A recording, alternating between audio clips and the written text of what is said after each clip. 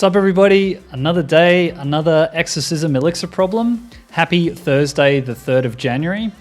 Today, we're going to do the Roman numerals problem on Exercism Elixir. As always, Exercism is a site where you can practice your programming skills in a number of different languages.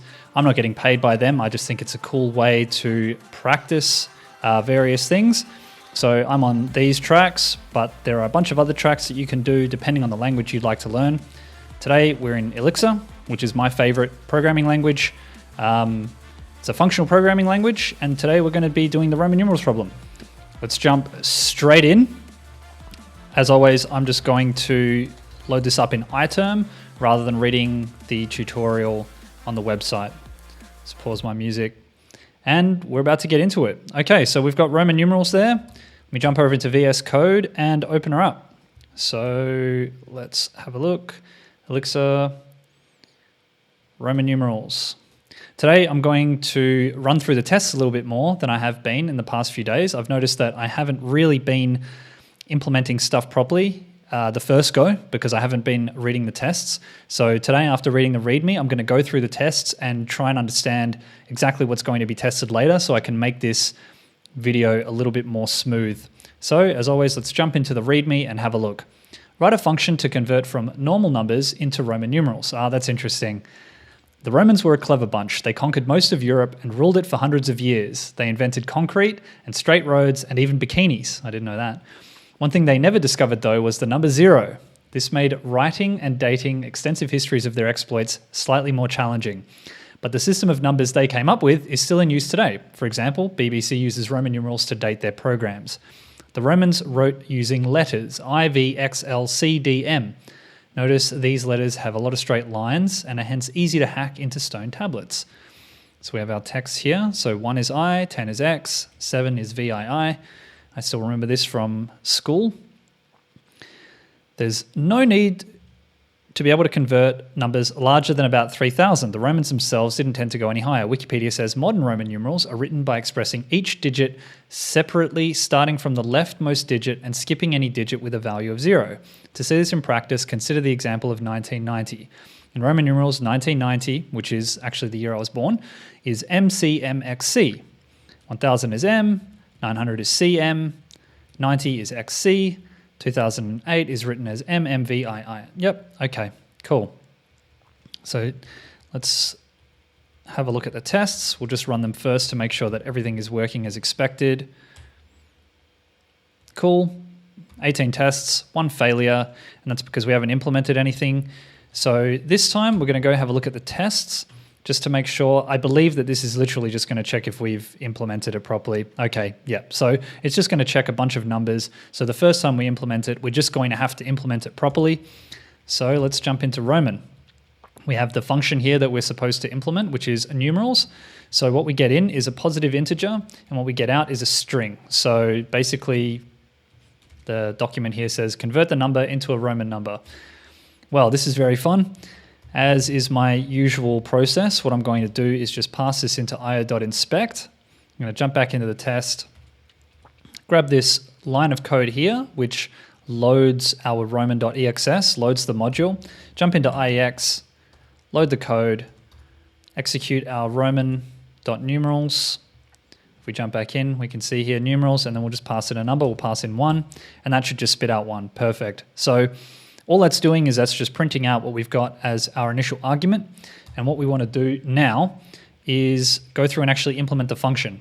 So the instructions in the README are pretty clear about the process for how to implement this. So where are we? Wikipedia says modern Roman numerals are written by expressing each digit separately, starting with the leftmost digit and skipping any digit with a value of 0. So I think probably the best way to go about this is we want to convert our integer into a string and then iterate over every character. So again, I don't think we can't iterate over strings, so we may have to convert them to a char list. So let me just confirm that in IEX. So I'm just going to type in string, and we'll do enum.map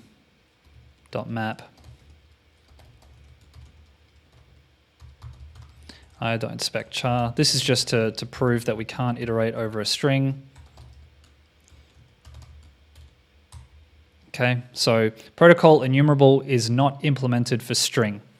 So what we can do in that case is if we have a string, we can split it into smaller strings or we can split it into a char list. So one way to split that into a char list is kernel.toChar list. That's messed me up a couple of times in the last couple of days. So this here, if we put this into io.inspect, we can see the underlying representation. So all we need to do is just pass the option char lists false, and we'll see what that looks like. So string is a list there of integers. The other thing that we could do is string.split, and let's split it on, excuse me, let's split it on the empty string, which should return a list of each individual character as a string. So there we go. And it's also got the first character and the last character. Let's have a look if there's a way to get rid of that. Let's go into dash string.split, bring that up in the docs. So we have split binary. Okay, so split pattern options, and there we go. We've got true there for split 3. So what we can do is, let's just go trim true, and there we go. So for instance, if we passed in 1, 2, 3, let's convert that to a string. Let's use kernel.toString. And then let's see what that prints out. So we have 1, 2, 3 as a string, string.split. And what we'll do is pass the empty string. And actually it should be any white space. Let's just see if we pass that in by itself. No. So we need that. And we also need the option of trim true. Okay. So now we have 1, 2, 3 as a list, and we would then be able to pass that into something else. So I don't know if there's a better way to actually extract each individual integer in a list from an integer like 1, 2, 3 other than this. So what we can do here as well is we can pass it into enum.map. We can do a function of int string. So what we're going to pass in is a string of a single integer. And what we want to do with that is pass it into an actual integer. So we can use integer.pass. Integer.pass, if we go to the docs for it, integer.pass is going to return, there we go. We have, what it returns is the representation of the number and then the remainder at the end, or an error. So actually, if we want some error handling, we can put that in, but what I'm going to do instead is we'll just say int and then nothing is equal to integer.pass, and then we should be able to just return int like that. Let's see. Pass2, integer.pass, and sorry, I haven't done int string. Cool. All right, so what we've done there through that various little pipe is we found a way to convert the number 123 into a list of the integers that make that up. So we have 1 in the hundreds column, 2 in the tens column, 3 in the ones column. What we're going to do is put that into our roman.exs, so we have our number. And if we look down in our terminal, we'll see that we have kernel.toString. Then we have string.split on the empty string with trim true. Then we have enum.map, which is going over, so after we split it into a list of integers represented as string, we use enum.map, and we take the integer represented as a string, and then we go in here, and what do? We do integer.pass on the int string. What I'm going to do in here is, just to make it a little bit more robust, is I'm going to pass it into a case statement and do this. So we actually get some error handling. So then we'll just return the int. Otherwise, what we'll do is we'll return 0. So in all other cases, we'll return 0. Let's format that. What we'll do in here is load our code again, and we'll do the Roman numerals of 1 just to see what that spits out. And we just get a list of 1. Let's do 1, 2, 3, and we should get a list of 1, 2, 3. Perfect. So this is the first stage of what we want. So now that we have that, if we jump back over to the README, it says, written by expressing each digit separately, starting with the leftmost digit and skipping any digit with a value of 0. So now that we have our list, we need to basically enumerate through it and skip anything with the value of 0. So I can already tell that this is going to be a job for enum.reduce, which is the same, in functional language it's called a fold. So we have enum.reduce. And what enum.reduce is used for is any case that you're enumerating over a list and you're going to return something based on the entirety of that list. So for example, if you wanted to sum up all of the items, what we would do, we could use enum.sum, but to show you what that looks like, for enum.reduce, what we would start with is the number 0. And what we would do after that is in our function, we would have the integer getting passed in and the accumulator, which will get passed into each one. And then what we can do is put the accumulator plus the integer. Okay, and that's going to sum it up. So for example, if we reload our code, we do 1, that should just return 1. If we do 1, 2, 3, that should be 1 plus 2 plus 3, which should be 6. All right, so that's what enum.reduce does. Basically, any case where you have a list and you're going to return a list of some number smaller or larger than the list that you're passing in, right? So that could either be like a single value, or it could be a list of a smaller number or a list of a larger number. If you're returning a list of the exact same length by doing something to each item, that's a map. So I know that's going to be reduce. And what we want to do first is get all of our mappings, right? So we have I, V, X, L, C, D, M. Now, I'm not 100% sure what all of them are. I can't remember exactly. I know I is 1, V is 5, X is 10, L I think is 50, C is 100, D is 500, and M is 1000. So if we have a look here, we can confirm that. So CM, yes, that means C is 100. Let's jump over to Google and see Roman numerals just to confirm that I'm correct. So, blah, blah, blah. Roman numerals, let's jump into Wikipedia. Just make sure that all of our numbers, yep. So L is 50, C is 100, D is 500. I was correct. And what we're going to do is back in our roman.exs is we'll make a map. So I've been doing this actually for every problem that we've solved in the past couple of days, is I've added a module variable that is a map of some sort of value to another value. So what we'll do here is we'll do int to Roman numeral, can't write, Roman numeral map. And this is just going to be a map, I've messed that up too, a map of the number that we pass in to the Roman numeral.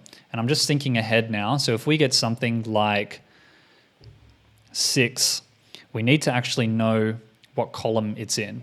So we need to know the length of the thing. So really what we want here, when we pass in 1, 2, 3, so I've jumped ahead a little bit. Let me just remove that quickly. That can just be an empty map for now. What I've realized that we need to do is we need to not convert 1, 2, 3 into a list of 1, 2, 3, is that we need to convert it into a list of 100, 200, and 300. So in order to do that, we may want to do that with enum.reduce. So let me run through my thought process here. What we can know is that the first item needs to be multiplied by 10 to the power of the length of the list minus 1. And the second one needs to be multiplied by 10 to the power of the list minus 2, etc. So what would be the best way to do that? So what we need to do is have the length of the list. So what I'm going to do is I'm just going to assign that to list first. And what we can say is max power of 10. Just write that out. Max power of 10 is equal to kernel.length of the list. And what that will return is 3. So we know that the maximum one is going to be 2, so it'll be minus 1. then what we would need to do is, let me see here. So the first index is going to be 0, max power of 10. So maybe we just need the length of the list. Let's just call this list length. So we don't have to do that. The next thing that we're going to do is let's map over list. So we'll go enum.map list, and then in the function. And actually first, before we do that, because we need to know the index that we're passing to enum.map, in order to get the index, we need to pass it first through enum.withIndex. Okay? And actually we could put an offset there. So if we put the offset of 1, we could do, let's do that. To enum.withIndex with an offset of 1, which means it's going to go 1, 2, 3. When we pass in our 1, 2, 3, the index will match. And then we'll pass it into enum.map. And we'll call it int. And what we want is we want the integer multiplied by 10 to the power of list length minus, sorry, this won't just be int, it will be int first and then the index minus the index. Okay, so when the first one we pass in, the first one will have an index of 1 and the int will be 1, which means it'll be 1 times 10, 3 minus 1, 10 to the 2, which should give us 100. Now, I can't remember exactly if we can just use this in Elixir. No, so there isn't that power. So let me have a look here what the actual... I can't remember how to do powers in Elixir. We could make a function to do it, but how do we do that? Let me just do a Google search. Elixir math pow. Sorry, let me jump over to Google and do it. What we want is pow. How do I raise a number to a power in Elixir? Stack Overflow. Saving the day once again, as always. Okay, the Erlang math module. So what we can do is Erlang math. Let's load that up. Okay, so there, we've got all of our functions there from Erlang. And because Elixir is on top of Erlang, we can simply harness that with math. So we just use the atom way. Pow, 10, list length minus index, and we don't need those brackets there. Cool, let's just confirm that in IEX. So if we have 1 times math.pow 10 to 100.0. So pow looks like it's returning a float. Interesting. So what we want first is we want to convert that to, I want to spit out an integer out of that. So what we can do is, we should be able to do that in Elixir with some sort of floor. There we go. Floor, precision 0. And we'll just do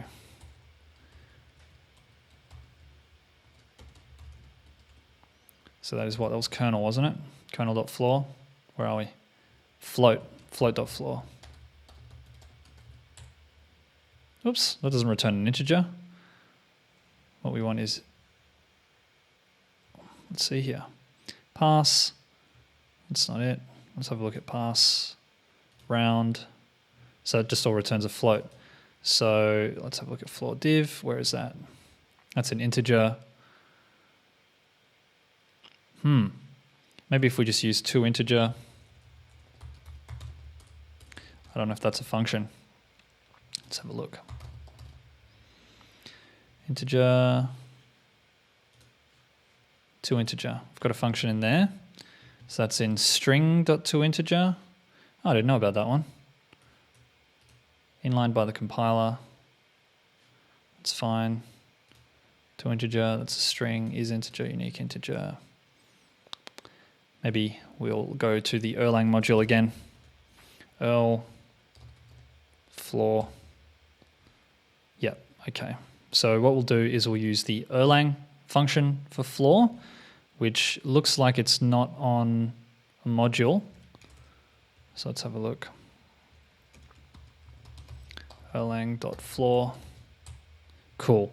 All right, that just keeps us all working in integers, which I would prefer. So we have a known type in and out. So what we can do is, let's do something a little bit fancy. So we'll int, and we can actually pipe that to kernel.star, which is the multiplication. And then what we'll do, let's just get, we'll call this factor, let's call it 10 factor. Okay, and we just want to make sure that that is flawed. So what this is going to give us is an integer of the factor that we want to multiply the integer by. And let's get rid of that. Let's not be fancy. Integer times 10 factor. So let me just walk through what this should be doing. So we have our list. This list is going to be something like 1, 2, 3. When we do it with enum.withIndex, this is going to give us something like, sorry, just trying to comment this so it's a little bit more clear. When we have this, what this is going to give us is it's going to be 1, 1, 2, 2, 3, 3. And the reason that they're the same is because we're passing in 1, 2, 3. Let's just change that to 2, 3, 4. This one will be 2, this one will be 3, and this one will be 4. And the reason that we have this is because we've done enum.withIndex, and that's basically going to do a map, and it's going to put an index on this side of each one. And we've passed in the number 1. If we don't pass anything in there, it's going to be 0 index. So this first one will be 0, the next one will be 1 and 2, etc. But we're going to pass in 1 because we know that we want to be taking away the index as 1 rather than 0. Down in here, what we have is our 10 factor. So given that our list.length is 3 and we're taking away an index of 1, for our first item, we want it to be 100. We want it to return 100. So what we're going to do is put 10 to the power of the length of the list, which is 3, minus the first index, which is 1, and that will be equal to 100. Okay, so this should all be working as expected. I'm going to remove this. I'm going to reload the code down in IEX, and let's run the function to see what we get out. And we're off by 1. And so that's because we've got a -1 in here, list.length, that's all we want. Let's reload the code, run it again. We have 100, 20, and 3, and that is exactly what we want. And so now, let me think about if we had something like, let's jump through. Let's have a look at like 601, for instance, and let's think about how we would handle that. So for 600, I know that what we want, if we're looking at the README, is we want to take it and we want to do, that would be what? 500 plus 100. 500 is D and 100 is C. So what we would need to do is somehow work out how we would get that. So let's say in our map, let's start building out our map because I feel like this is what we're going to start using. So I would say that probably what we want to do is we want to take the number and we want to find, we would like to find the smallest number that goes into it. And let's think about a more general case, because what are we trying to do here? We're trying to write a function now that takes in a number, right? So let's write another function here, and we'll say factors. Let's just call it factors. Call it get factors, and what we want to pass in is some sort of integer and a list of possible factors. And what we want to get out of this is, given our possible factors, we want to create that int out of adding together our possible factors. So it's not factors, it's, what is it called? So a factor, when you multiply factors together, you get a product. What do you call it? When you add numbers together, what are those numbers that you add together called? I'm not sure. So we'll just get added numbers. Let's keep it clear. And then we'll have what should we call this? This is essentially the pool of numbers that we have to add together to get our integer. What should we call that? Let's just call that number pool. That's pretty clear to me. All right, get added numbers.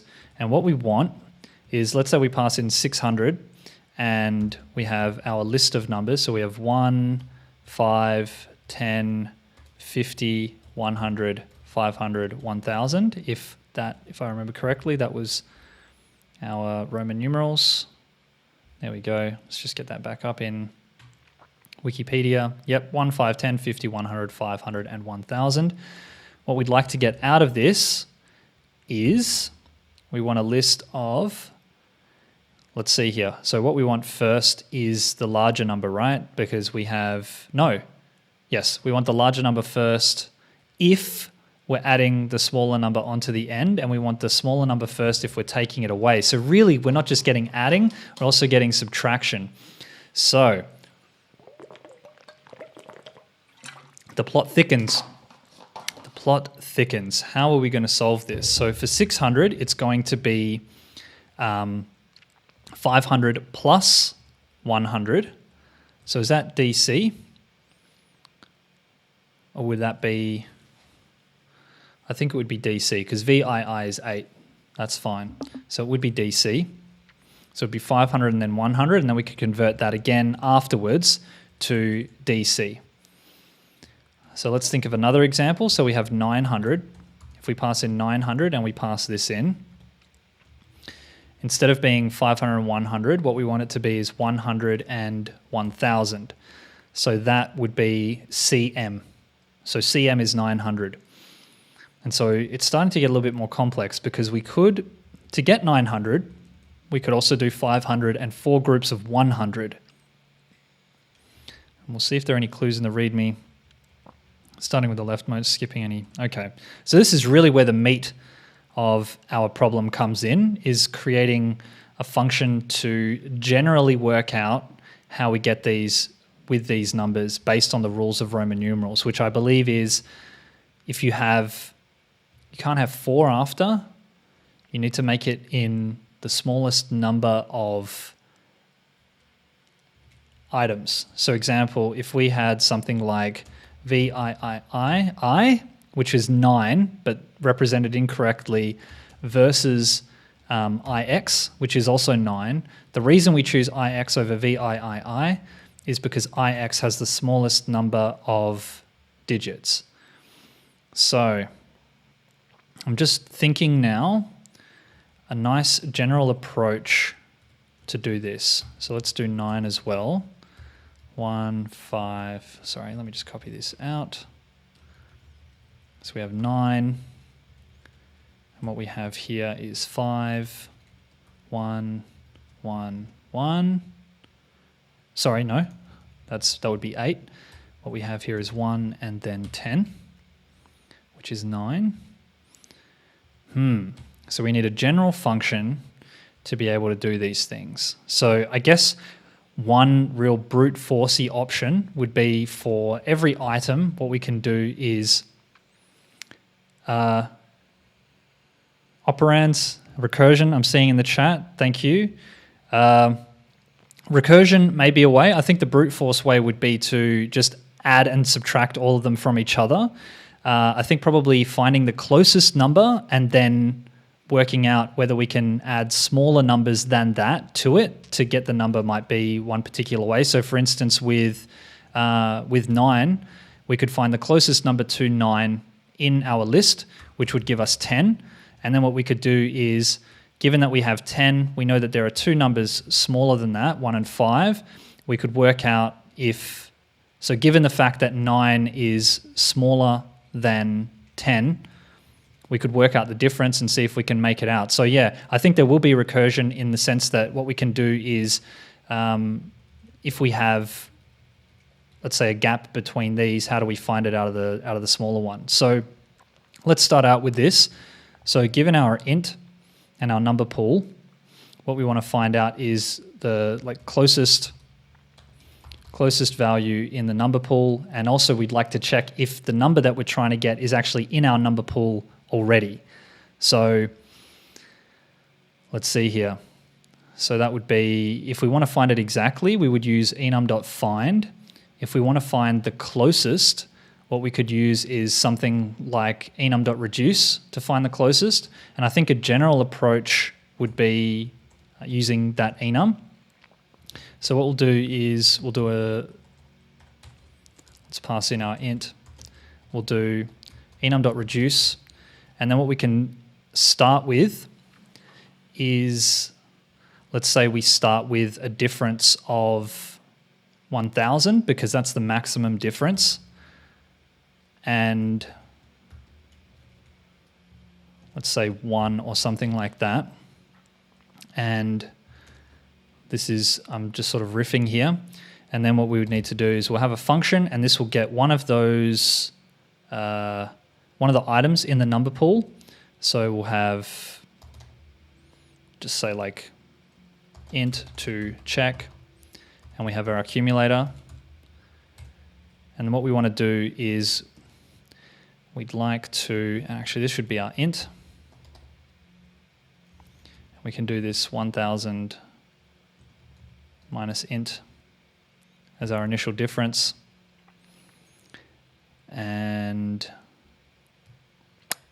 that's not going to be the best way. So what if we passed in 3000? That would be minus 2000. And then we would have 1000 in there. And still the closest, if we had 1000, that'd be 999. So that wouldn't work. Sorry guys, I'm taking a little bit too long to determine this. So let's use the example of 9. Let's see here.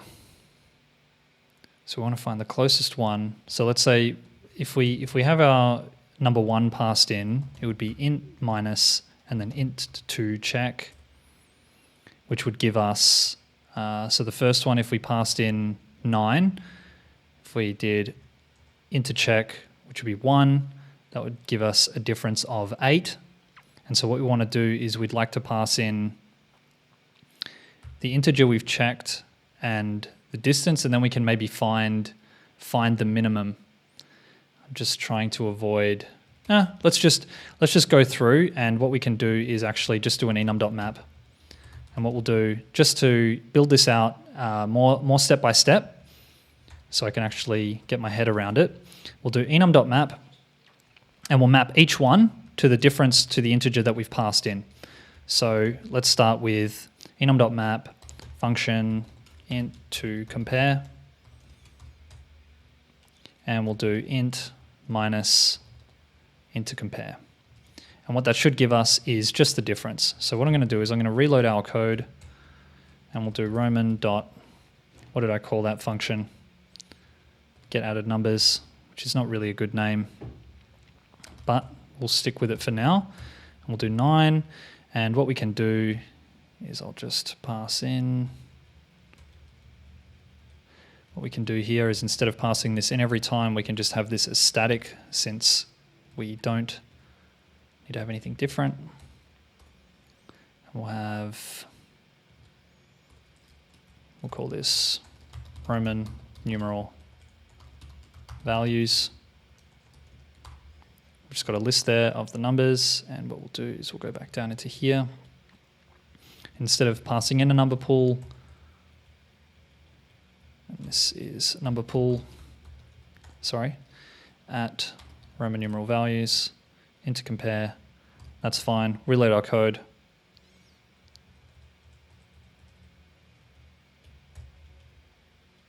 And Roman dot get added numbers. Let's pass in 9. There we go. So if we were to get the minimum value out of that, it would be -1, and that would be 10. So really what we want in here is we still want the initial value. So what we'll do is we'll pass a tuple in, and we'll put the int to compare in the second one.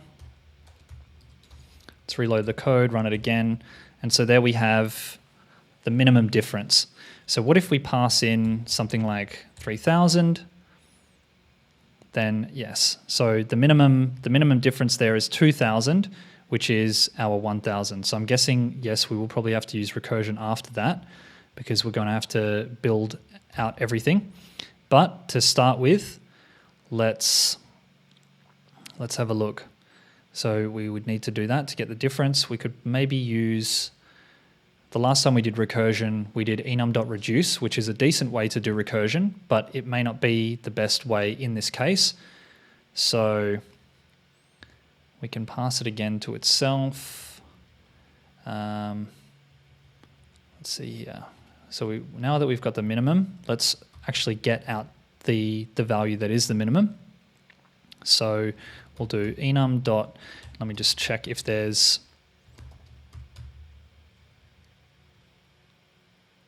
dot min by, I think is what we want. So yeah, returns the minimal element in the enumerable as calculated by the given function. So what we want here, enum.min by, and we'll pass in the function. That's going to get a tuple of the difference and the, what is that, int to compare. And what we want to return out is the difference. Let's have a look at that. We'll reload. Okay, so there we go.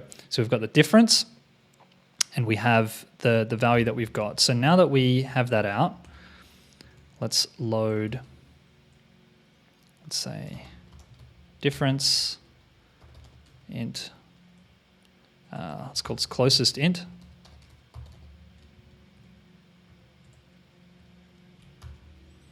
And so now that we have the closest integer is going to give our next one.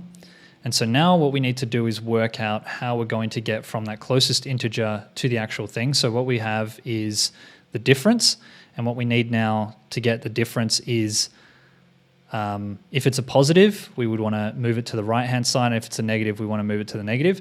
And what we actually need to do for difference is call this again. We need to call this get added numbers again on 2000.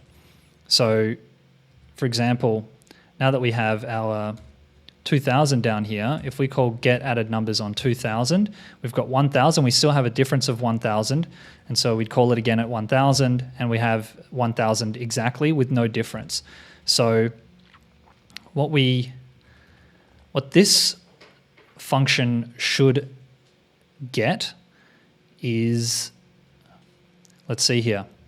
So we want to call it again when we have a difference of greater than 0. It will definitely be recursion. Let me just try and wrap my head around the recursion that we're going to have.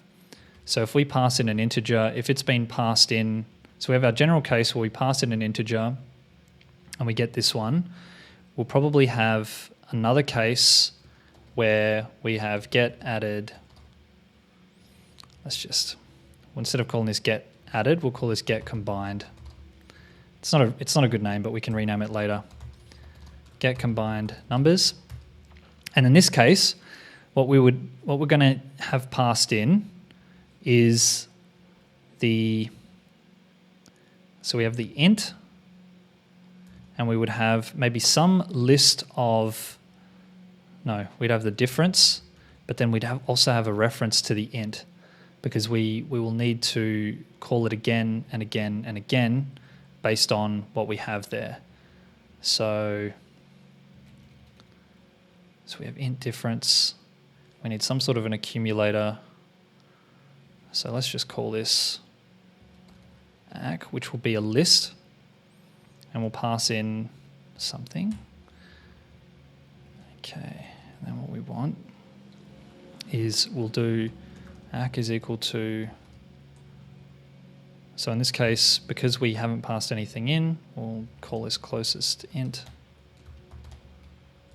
And what we want to call is get. So if difference is not equal to 0, what we want is we want to call it again.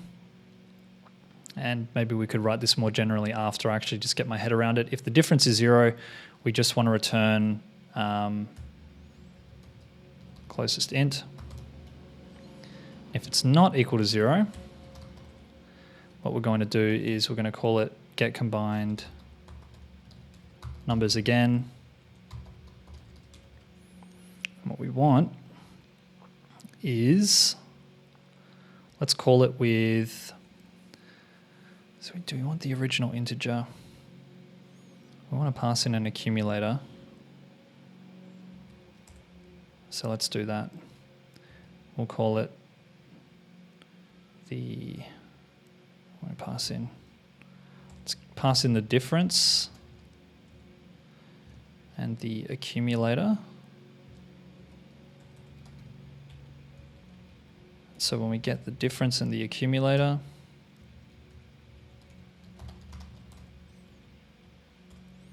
so now that we have a difference, so let's say we get this one in and the difference is going to be 2,000 and the accumulator is going to be 1,000. So what we want to do now is we want to do the same thing again. So this would be the more general case.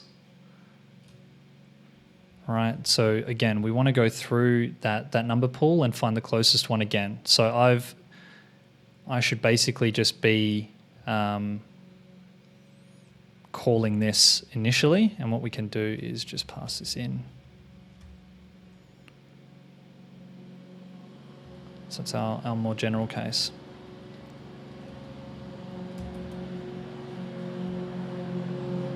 And that's our general case. Apologies for the noise outside.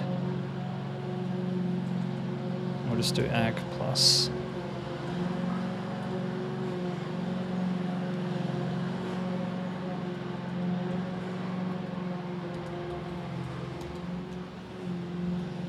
Closest integer.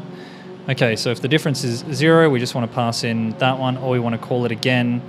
And what we're going to do in here is the difference. This is difference. Closest integer. So I'm just thinking, so in our initial case, what we're going to pass in is we're going to pass in 3,000 and the accumulator is going to be an empty list. So let's assume a general case of 1,000 and the empty list, which is going to be nothing. So the difference and the closest int, what we're going to do is we're going to find the closest integer. It'll find 1,000. The difference will be 0, so it's just going to return our accumulator and the closest integer. And the one thing that we're going to need to do is decide if the difference is greater than 0 or less than 0. And that's going to determine whether or not we put it on the left or the right. Let's just do this for now and see what comes out, depending on what we put in.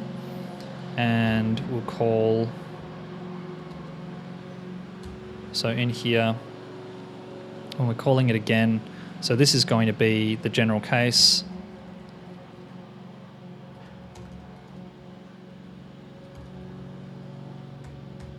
Okay, let's try this and just see what we get. Build it up by get out of numbers doesn't exist anymore. I call it get.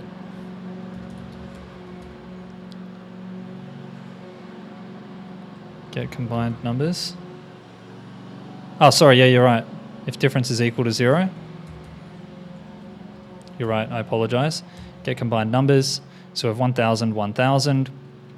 So what we've passed in is, so we've called it twice. And the reason, there should be a difference of 0 in there. So the closest integer, the accumulator should be 0. Let me just get my sanity here. So we've got the integer. Just inspect what I get out of here.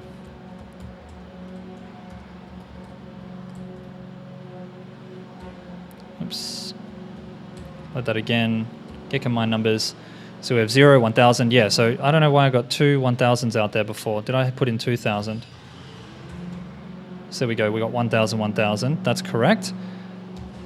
Cool. So that's working as expected. But now if we do something like 900, oh shit. That's not good. Right. So the reason, if we have something smaller, so we have the difference, and we've got a minus number in there. So we're probably going to need to take the absolute value of the difference and then pass that in. So for instance, let's consider that case, 900, and we pass that in. The first thing that we're going to get out, let me just comment this out and we'll see what we get out. Let's load that. Let's load that. So we've got 1,000. So now that we have 1,000, right, so we've got our accumulator and we have our difference, which will be, let me just put that into io.inspect as well, just so I can build this out. I apologize. I am going very, very slowly in here, trying to get my head around it as I go. Let's load that again, 900. So there we have the difference of minus 100. We have our first number, which is 1,000. And so the next iteration, what we're going to get is we're going to get minus 100 as the int and the accumulator as 1,000. And what we want to do there is we want to find the closest number to the absolute value of that first one, and then we want to put it on the left of that particular one. So what we're going to do here is, let's call this abs int, and now I'm not sure, I'm probably going to have to use something in Erlang abs. Cool, integer greater than 0, great. So we got Erlang.abs int, and then what we want as well is we want the sign. Let's do it is negative, and we'll call is negative int less than 0. So we've got our is negative, we've got our abs int, and that's fine. And what we're trying to find here is the abs int and the difference. Cool. So for our first one, that should still be, we should still get that one out. That's fine. It's our next iteration that we're concerned about. And what we can do in here is we can react. So the next one, so if the difference is 0, the next iteration, when we've got minus 100, we're going to convert it into an absolute number, which is going to find it in this one. The difference is going to be 0. And so here what we want to do is we want to conditionally make this ACK. So actually it should be, can we do that with cond? Should be fine.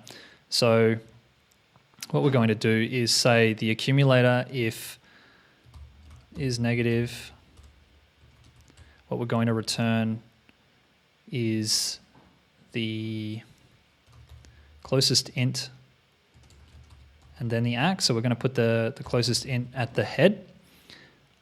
If not, and we could have just done this with an if actually rather than cond. Let's do that instead. If is negative, else, and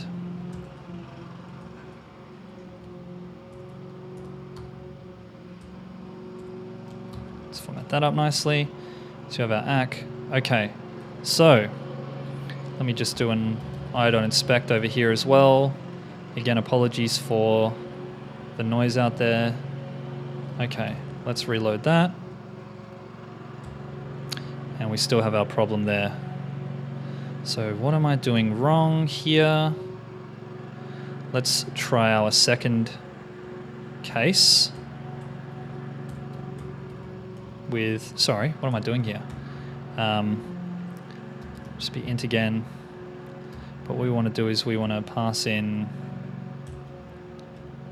minus 100. I want to pass in our second iteration, and then we have 1,000 in the accumulator already. And then instead of doing that, what we'll do is we'll print out ACK and see what that comes out as. So we'll reload. Okay. This is what we get. That's the minus 900, which is 1,000. I see what's happening here. Aren't we supposed to be abs int minus int to compare? Okay. So it's actually going by the maximum difference away from 0. So what we want is the absolute value of the difference rather than the signed difference, because what this is doing is it's saying minus 900 is lower than 0, so it's returning minus 900. So we'll do erlang.abs on the difference, and we'll see if that improves our situation. There we go. Okay, that's good. So what we have now is our correct situation. So we have 100 to the left of 1000. Now if I make this 100, which would imply that the first one that we passed in is 1100, we should have 1000 on the left and 100 on the right. Perfect. Okay, so now that we have that, let's uncomment our recursion. Reload that again. And now if we pass in 900 with an empty list, we should get 100 on the left and 1000 on the right. Nice. It's very good. And let's do 1100 just to test. Nice. Let's do 1200. Nice. Let's do 1300. Nice. Let's do 14. So this one now should be 1000, 100, and then 500 rather than 4 100s. Nice. So we have our general case. It is with recursion. So now that we have that, all we need to do is, now that we have that, we would just need to take each one of those items and map it into a Roman numeral. So we have our Roman numeral values, and what we can do here is we can go int to Roman numeral, and that's going to be a map. And so what we'll do is 1 to I, 5 to B, 10 to X, 50 to D. No, it's not D, it's L.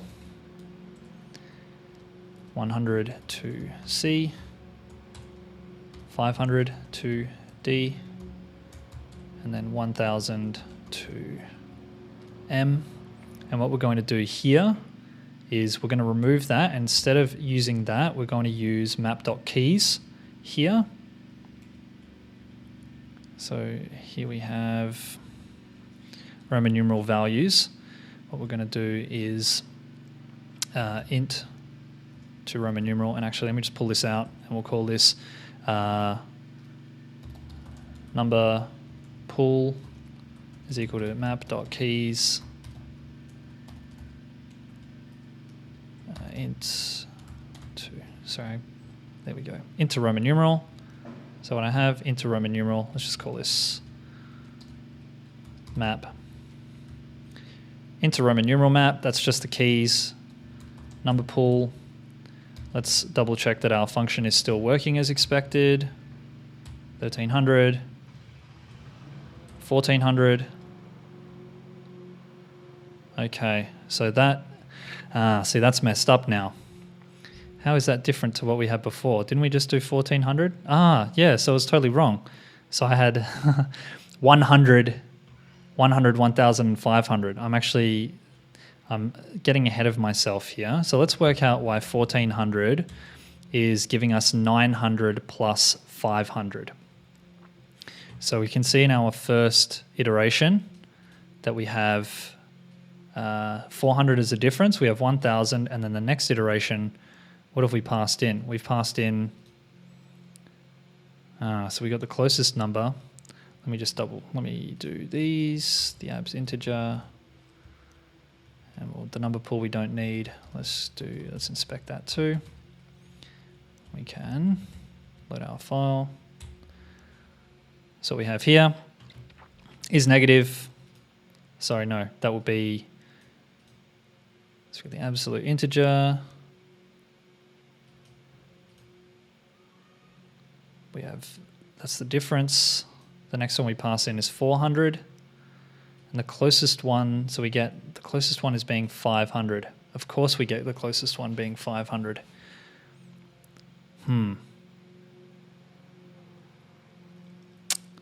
Of course we get that.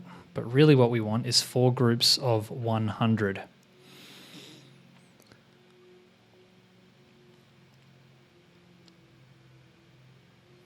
So I think probably what we want to do is work out as well if there's a case where we can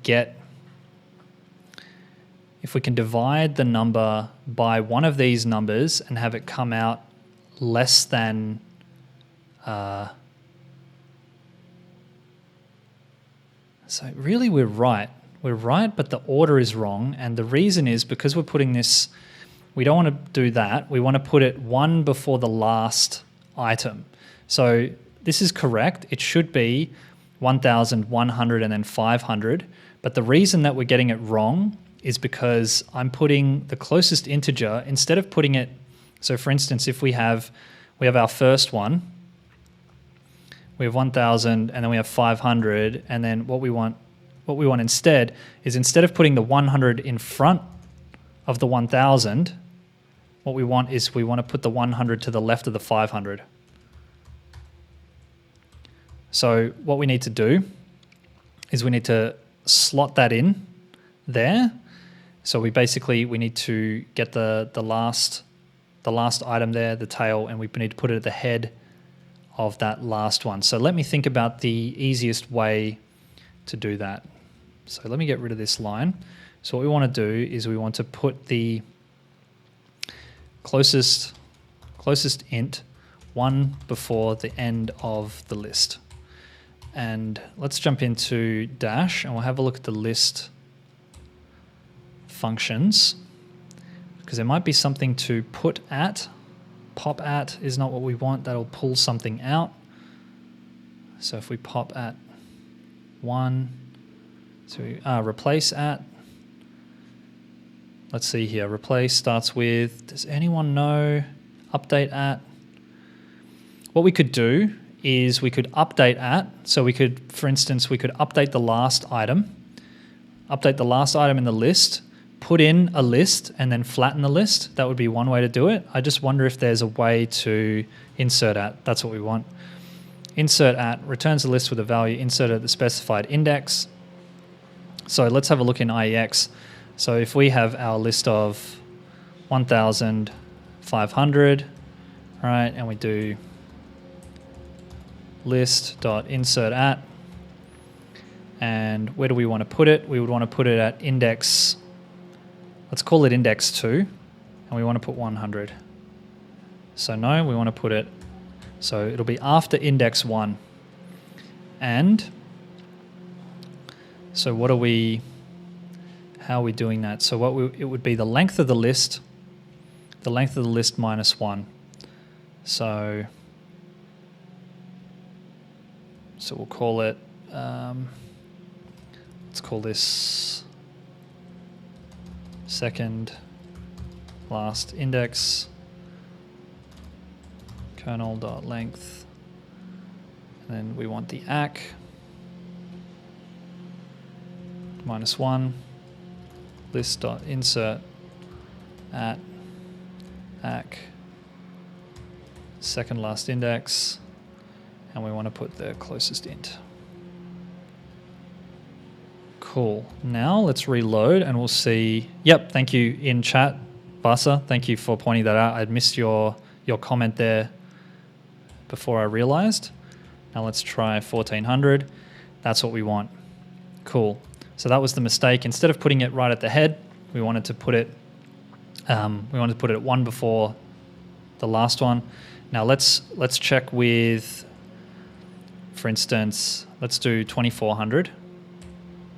Okay, and that's still working. 2,000, 2,100, and 500. That's good.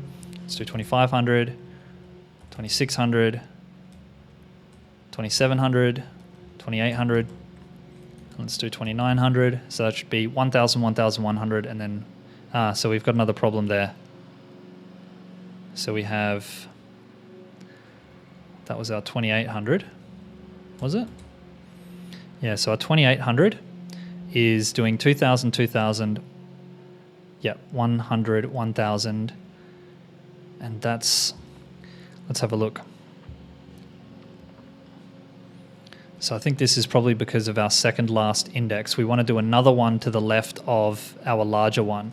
So I think that probably what we want to do, let's have a look at our last So we have a difference. So we've got 1800, we've got 1000, 1000. And then the difference that we've got there is minus 200. So we're passing that in. The absolute value of that is 200. The closest value that we get out is 100. We place that to the left of the 1000. And then what we're doing again here is we've got 100. And for some reason we've put that at the end of the list, and that's because our is negative is false. So we need some way to determine whether or not the number that we're taking away is from that last one. And I think it's probably going to be, so what we need to do is we'd probably need the index of that last number. We'd probably need to pass that through in the accumulator. We need to pass in the index of where we inserted the last item, because that's going to determine where we do the next one, right? So this index, we want to go to the right of that in this final iteration. So in the final iteration, what we want is to insert 100 after this 100, because it's not negative. The difference here is positive 100, and we want to insert it to the right. So in our accumulator, let's change our accumulator to, let's change it to a tuple, and we'll make the last index 0. And let's see if I can work this out. So, and there, if we have the is negative, and what we'll do is we'll call that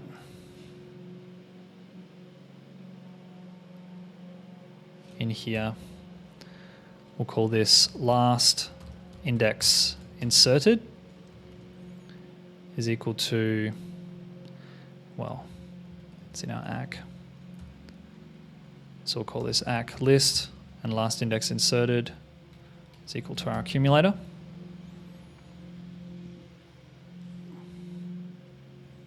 So now,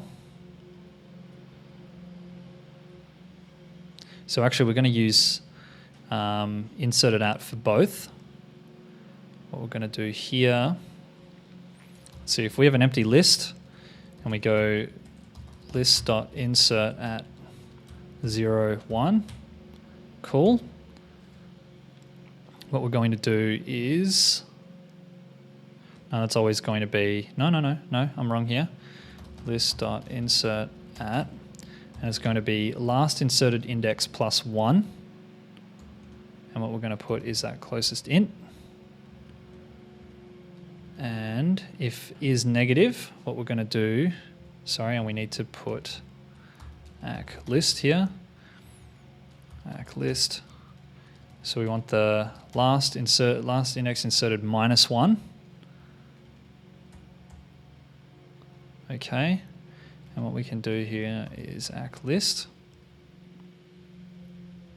Let's get rid of this, that's just confusing me now. So if the difference is 0, let's return the ACK list. Otherwise, what we want is ACK list, and what we need to do here, so we need a reference to the index at which we're going to insert the next one. So index to insert, and that's going to be an if based on is negative. Sorry, I need a drink of water, guys.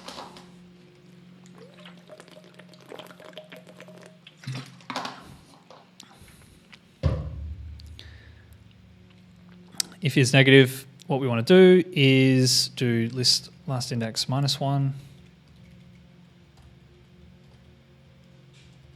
Else plus 1. Could you just pass difference with minus if it is negative? Pass the index with minus. I think it's, you probably could. I think it might be easier to do it relative because we're just moving one left or right of the index we inserted last. I could be totally wrong with this. I'm just going to see what the numbers come out with, and we'll see if we're there. Otherwise, I will try again. And so here we're going to get rid of our conditional there, and all we're going to do is list.insert at list. The index that we're going to do it at is index to insert, and the value that we're going to put in is closest int. Just inspect that. I think probably I've got a syntax error in here because it's not formatting correctly. Missing terminator. What have I done here? Probably I haven't closed a tuple somewhere. Let's see here. Line 78 is missing a terminator. Line 78, yep. List. And then what we want is that index to insert. Return that. Now let me run through this in my head after we run the code for the first time. All right, so that's actually worked straight out. So let me work out and explain why. So again, our first two cases are fine. So we have 1,000 gets found, the difference being 2,800. Again, difference being 1,800. We get 1,000 again. Next time we pass in 800, so the difference is minus 200. And so each time we're inspecting the index to insert, right, before we pass in that accumulated list. So the index to insert there would be 2, 1. And so these are fine. Let me see here. It is working as expected. So here again, we have the difference being, here it's minus 200. We pass it into the next iteration with the index to insert being 3. Then in the next iteration, we do 200 there. The closest number is 100. And we have the index to insert being 2. So we've inserted index 2. Then in the next one, we've got index to insert would be 3. So it'd be 0, 1, 2, 3. So it's going to insert there. So it's actually working as expected. Let's just run through the numbers to see if we're getting it all right. 2,800, 2,900, 2,700. Perfect. So what's a complex one? Let's do, there we go. So 2,709, we have 1,000, 1,000, 500, 100, 100, 1, and 10. Cool. Let's do 8. See, now we have a problem because that shouldn't be II10 is not correct. It should be VIII. So what's the general rule about determining that is that we want to, let's see. So it's here we have a difference of 2. We have a difference of 2 and we've gone closest with 1. So we want to favor the lower number. So here we should be, so the difference here.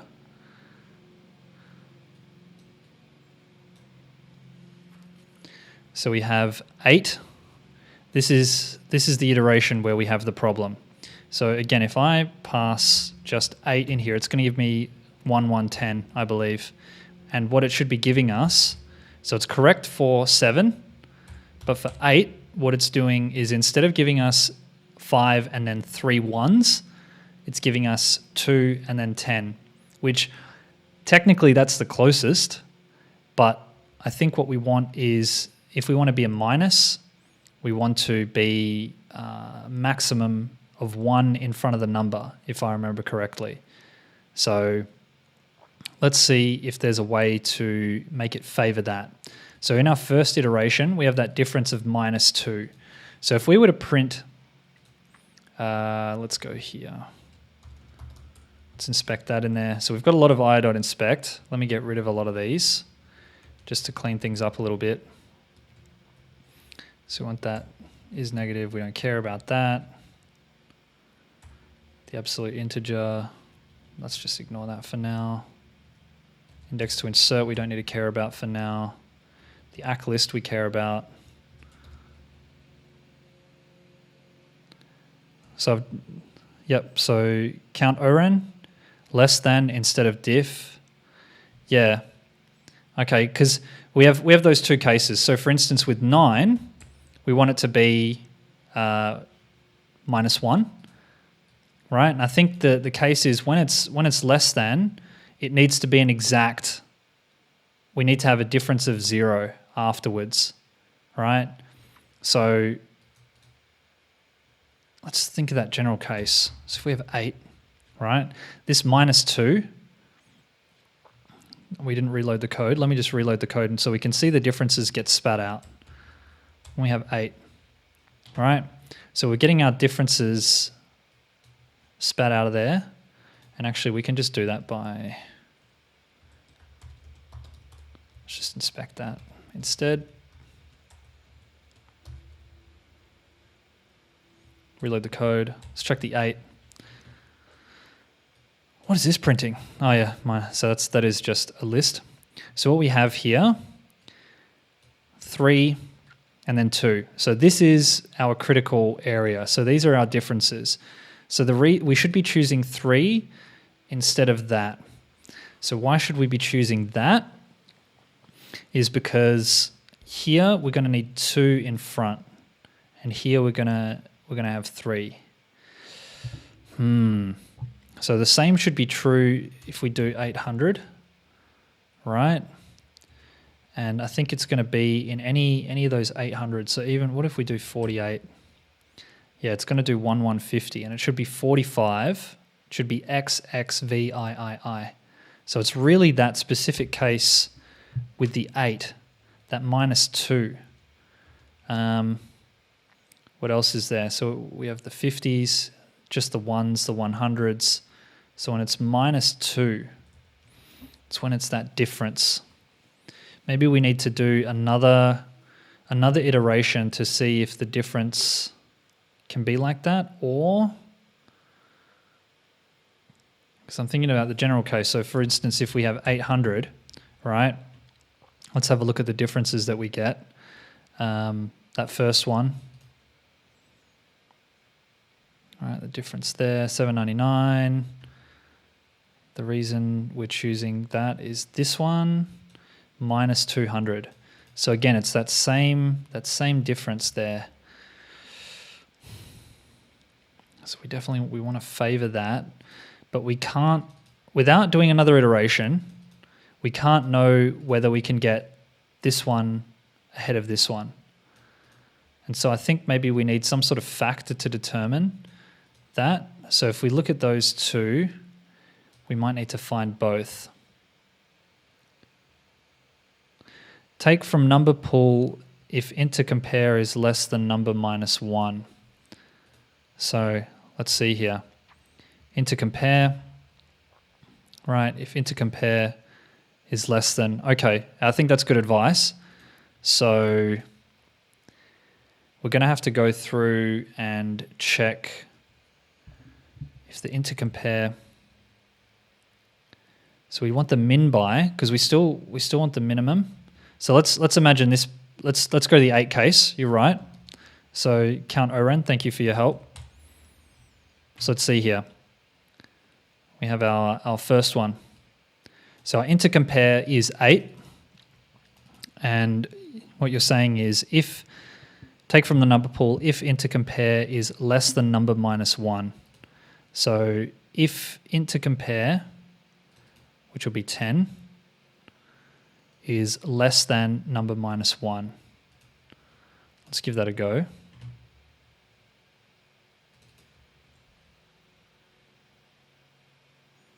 Min by, so we don't want true. Let's just do enum.find. And we want the default. Sorry if I've misinterpreted what you were saying. Let's try that. Right. So we need to go from the end.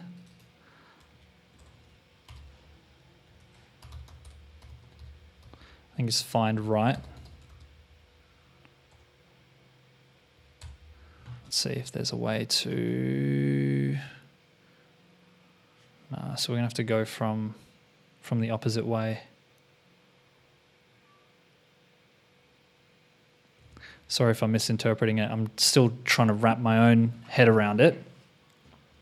So I think in both cases what we want is we want that left hand one. So we want to start from the left and find... I'm really sorry that I can't seem to get my head around this.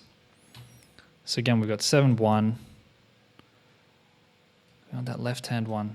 And what we need to do is we would need to know what's coming next, right? We need to know what's coming next in order to determine whether or not we choose the one on the left over the one on the right. So I reckon we probably... What happens if we have enum.min by and we have two of the same? So we have -1, -1. It's just going to return... Let's check that. Min by, let's pass in a list. Call this 1, 1, 2, 1. Sorry, we'll call that 2, 2, 2, 2,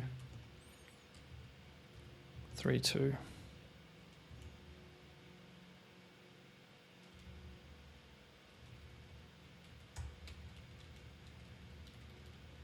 Okay, we'll do that.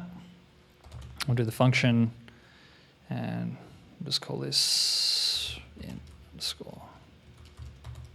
See what that returns. So it'll return 1, 1. So I guess it'll just return the leftmost one. So one thing that I know that we can do is we could do, if it's negative, we times it by... Yeah, thanks, Count Oren. Thank you for watching. You'll see the live stream recording if you want to watch it tomorrow to see if I get it. I know that what we can do here is multiply it. If it's negative, we can multiply it by... if the difference is negative, then we can multiply it by 1.5 to adjust it, and then it will choose the leftmost one. So let's just try that and see if it gives me the number that I expect, because what we want to do is just weight the positive number higher. And so what we'll do is if difference is less than 0, what we'll do is 1.5 times elixir-lang.difference, else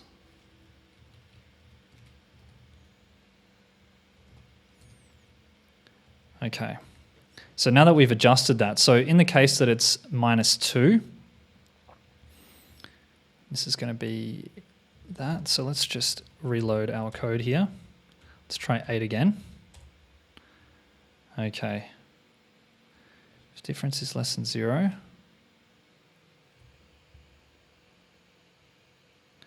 let's have a look. Oh, thank you. What have I done wrong here? So what do we have? Okay, so this one is, it should be -3. Just do inspect here. Let's inspect again. So what are we getting? What are we getting? Get combined numbers. I feel like this is not reloading properly. So we got our difference. Min by. Ah, okay. Sorry, we're not doing min by. That's the problem. Let's have a look. Reload the code. Yes. So that's what we've done. So let's go back up to the top and work out why it's determining it like that. So the reason that we're able to favor this lower number is because we've multiplied the difference by 1.5 if it's negative, which means that in the case that we have a difference of 2, it's going to make it the same as 3. So you can see here that it's got the 3 positive, and what it's done is multiplied the absolute value of 2 by 1.5 to make it favor the lower one by making it the same. So now I feel like this could potentially mess up some other ones. So I'm going to go check. It was really only that case where there were 2 in front. So it's really those cases. It's the 8s, right? The 800s, right? We never have 2 5s because it's always going to be 1s. 1s and 10s. So I think that is going to be the way that we solve it. It feels a little bit dirty to be weighting it like that. But I think that that's a way that we can continue to harness min by, right? Because that's always going to favor the leftmost one, right? Which should be a positive difference. But let's check some higher numbers too. 19, that's fine. Okay, I think we're probably ready to run the tests. I'm going to assume that that's right for now, and I'm going to start mapping this to our numbers. So now that we have our list, we're spitting out a list like that. What we want to do, let me just clean this up first, and we can put these i.inspects back. No, I'll leave them in there, but we'll use that function here. So we have our list, we have our 10 factor, and then we want to pass that into get combined numbers. So actually, no, we don't need that because that's... No, we do need that because we need to do that for each one. So we need to do enum.map. And then for each one, we need to spit out what it is. But then, haven't I already done that? Isn't that what I've just worked out? I've just worked out exactly how to get the number. So 800, 800, that is correct. So actually this function is doing exactly, more generally, what we were doing up here. So instead of having a list, we don't need a list anymore. We just have our number, and if we pass the number into get combined numbers, we should get out the thing that we need to convert to Roman numerals. Let's reload the code. And what we'll do, we have numerals, and let's pass in 85. Cool. 10, 5, 100. So we've run into the same problem. I've nailed another one. This is so frustrating. Right, so we have 84, 80, 75. So what's the reason that it's chosen that? So it shouldn't be 10, 5, 100. What it should be is 80 plus 5. So it should be, this is a good general case to check, 85. So we have, let's have a look what we're getting out in our iterations. So on the first one, 80 is different by 5. So the lowest one there, again, it's 100. So I think what Count Oren said was correct. We basically want to go, we always want to choose the 1, but then what happens when we have 90? Let's have a look at that case when we have 90, because with 90 we want IX, right? Oh, sorry, we want XC. So let's have a look here. 85, apologize, 90. So again, here, we don't want to choose the lowest positive one. We want to choose this one. And the reason that we want to choose this one is because it's exactly 1 away based on the numbers in our number pool. So 10 is in our number pool. So maybe we want to do another iteration in here. We want to find the lowest. Maybe we want to find the lowest 2 and work it out. So for instance, in our 85, if we go back to the top of our 85, we have the case where we have this. I'm going to copy this out. Let's copy out these cases. We have this case. And in the case of 90, we have this. This is a very general case, but in this case, we want to choose this one on the left because in order to get the one on the right, to get minus 15, we're going to have to put 2 numbers together, and we only want to choose the negative number if it's one of our number pool away.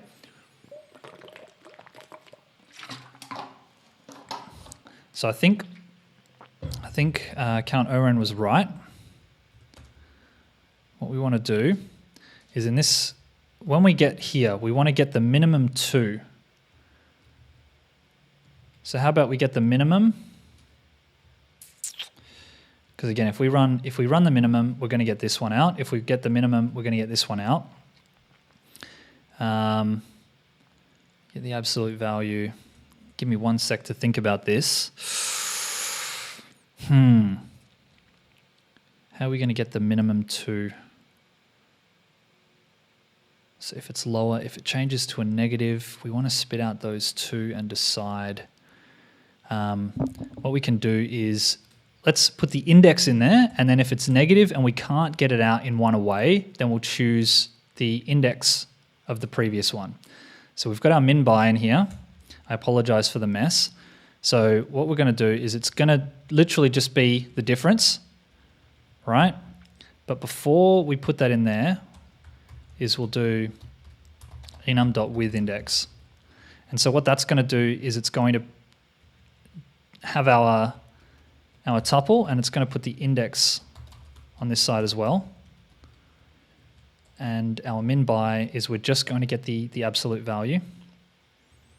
Okay, let's just reload the code and we'll see what that spits out. Okay, we're missing something here that needs a comma. Reload that, 90. Okay, right, and then the difference. Ooh, what are we doing here? Blah, blah, blah, blah, blah. Okay, so we got to list out. That's our first i.inspect. So that's what we're passing in. 89, so that's our difference first. Yeah. That's fine. Where are we getting this error? I think this, yeah. All right, this is the problem because we didn't update this. Our index here. Cool, let's try that again. Nice. So what we have here, let's have a look at what it's doing. Blah, blah, blah, blah, blah. So we've got -10 and 100, right? Because that's the closest. That's the closest that is absolutely closest, right? And we want to choose that one. So what we have, let's do closest int. So let's say if difference, this code is going to need some serious refactoring. This is very, very messy. If difference is less than 0, what we'll do is we'll get the, what we want is that list, right? We want that difference. So let's split this out into smaller functions. So we want one function that's going to get us this, right, which is our number pool, and then the difference. So we'll call it,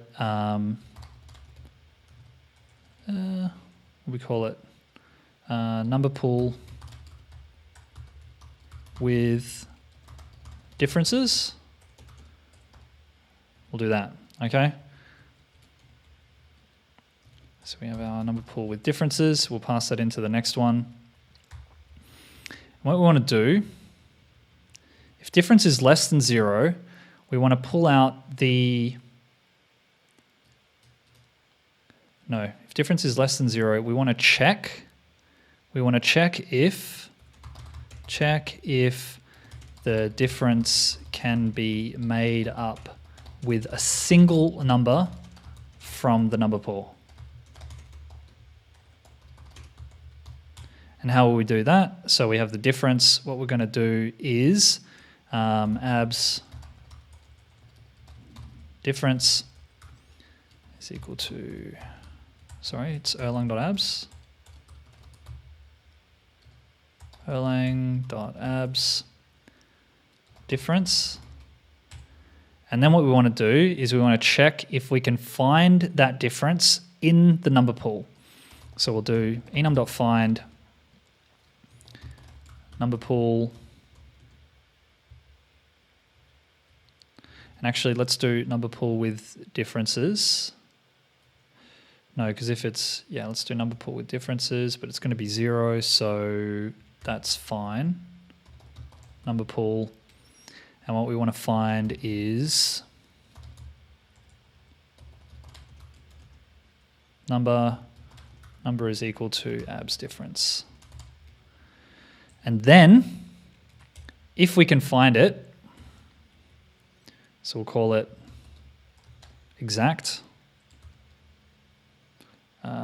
Exact match. If exact match is not equal to nil, if not is nil, then we're going to do, again, this is not usually how I write code. I'm just trying to get it out into logic, and then we can refactor it later.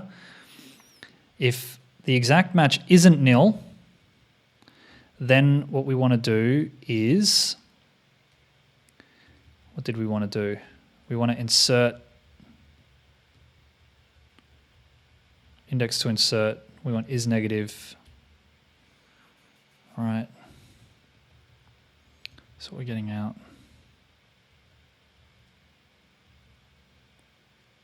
And that's fine. Let me get this out.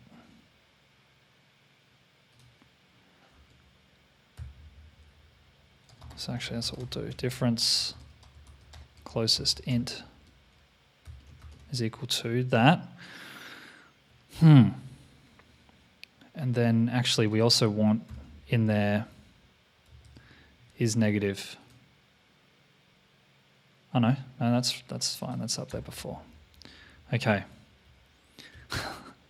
It's getting very, very complex. So we've got our exact match. If not is nil, exact match. What we want to do, that means we found an exact match, and the difference is going to be, let me get my head around this. If the exact match is not nil, so for instance, in our case, we've got our 10, right? And we found a 10, then what we're going to do is we're going to return difference and closest int, right?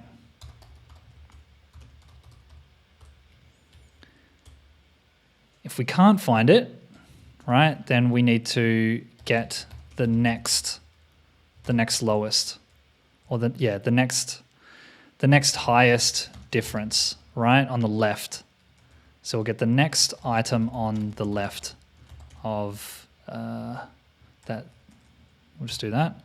So we have our index here, and then what we have is, what we're going to return is enum.at number pool with differences, index -1. So let me just run through that in my head. So this is all fine, right? Got our accumulator. Number pool with differences, so this is going to spit out our, that's going to spit out all of the Roman numerals, and it's going to give us the differences between the int that we're comparing and all of those Roman numerals. The next thing that we're going to do is take that, we're going to add an index, right? And the index will start from 0. And I think that might override our last index inserted, that's fine. Inspect that. Okay, then we're going to get the minimum one. That's going to spit out the difference, the closest int, and the index where we found the lowest number. Then what we're going to do is to determine which one of these, right? So it's going to let us determine whether we choose, no, that's not the right one, here, right? This is going to help us to determine whether we choose the top line or the bottom line. All right, we're going to check the difference. If it can be made up with a single number, with this one can. This is a 10, which is one of our Roman numerals. So if we found an exact match, right? If we found an exact match, then we're just going to give the difference in the closest int, right? From here, difference in the closest int. Otherwise, we're going to choose the previous one.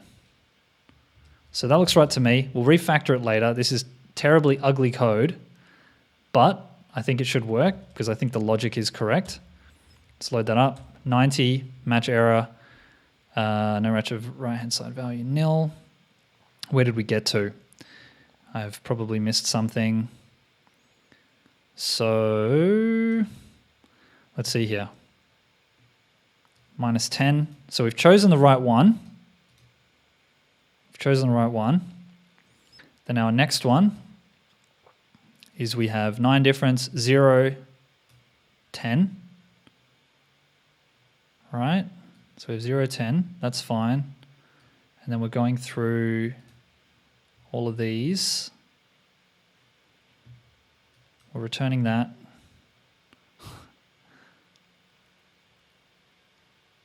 So yes, we found that.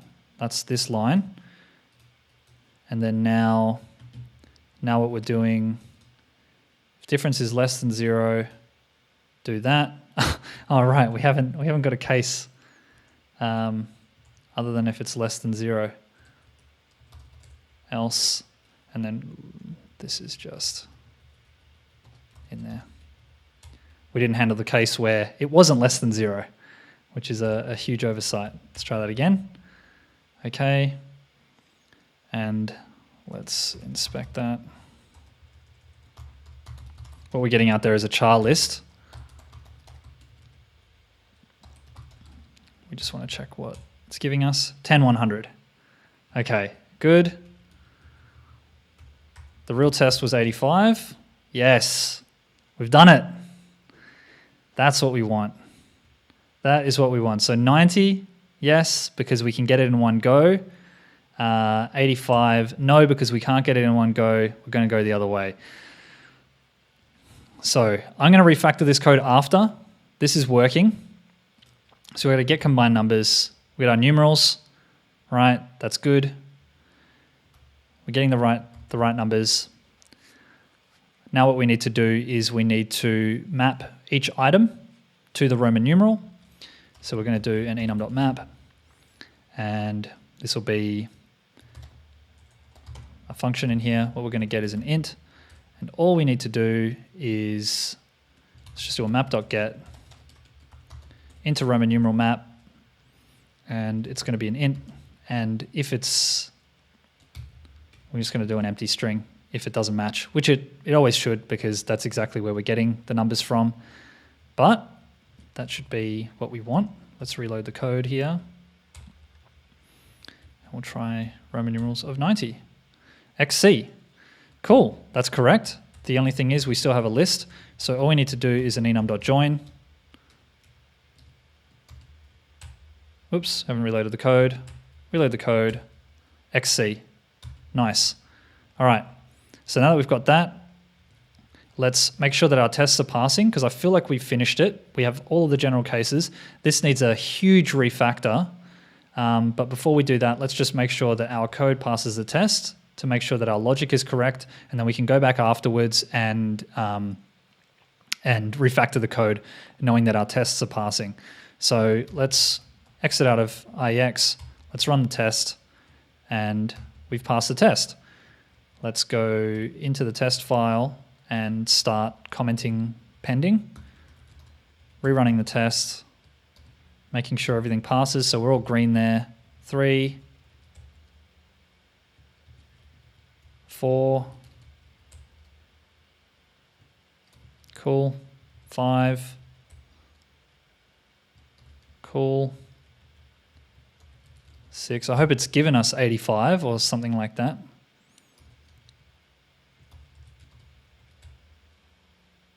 Cool. We are winning here. 27. Oof, that looks like a difficult one. Do we get it? Yes, we've got it. 48. This is a difficult one. We didn't pass 48. We didn't pass 48. XLVII. So what have we done here? Let's have a look. So 48 is where we're failing. So what we're spitting out is 4 X's and then 8.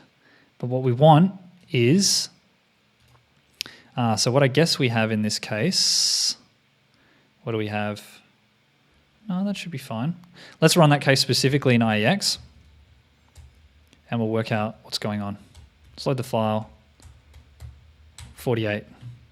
And there we have our problem.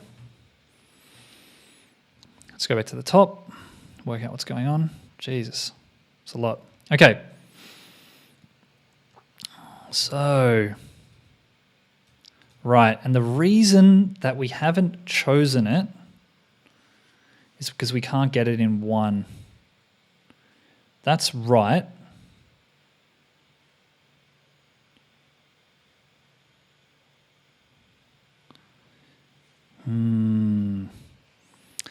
But see, it should only be checking that, should check each number. And I think that's the problem, is because we're sending in the entire number rather than the number split out, that's actually the problem that I'm seeing.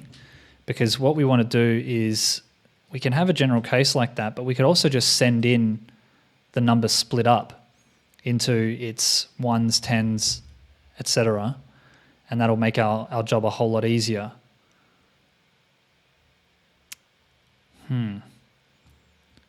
Because I don't see any other way that we would be able to do this here. Because if it's -2, what we would need is just some specific number. Because it's so close. -2. But then it's going to spit out those. I'm in a world of hurt. I'm not going to lie, chat. I'm in a world of hurt. Could we do this more generally?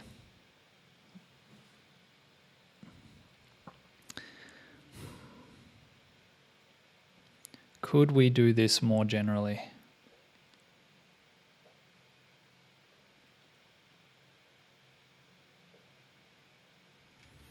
I think we're just going to have to do it in that way, the same way that we had it before. So let me get rid of that. And then we'll go back to what we had before. Oh no. Oh no. So what we need to do is spit out all of our stuff.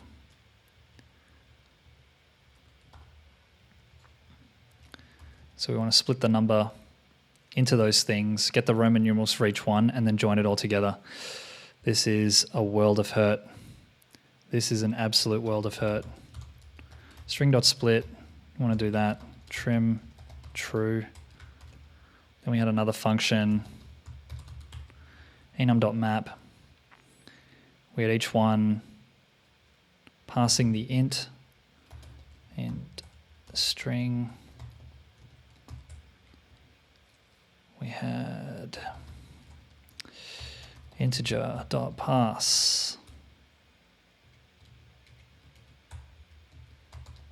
int string, passing that into a case,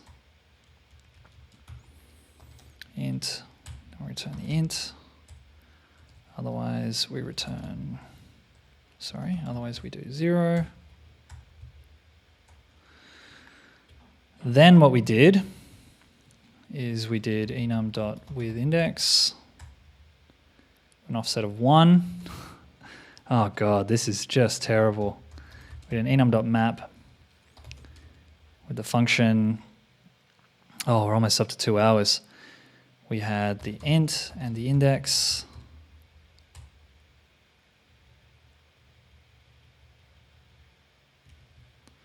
And then what did we want? We wanted the number list. So we have that one.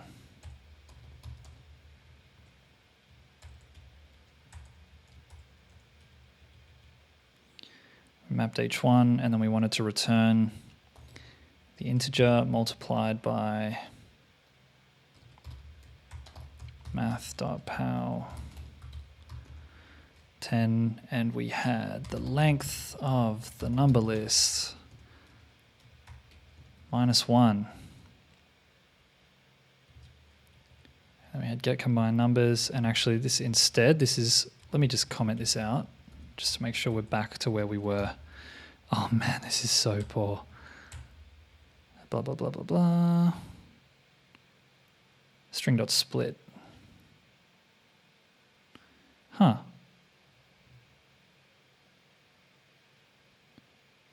What is going on here?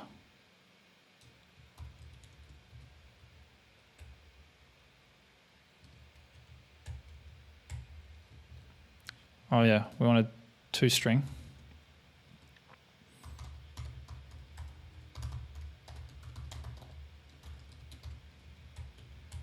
$48, cool.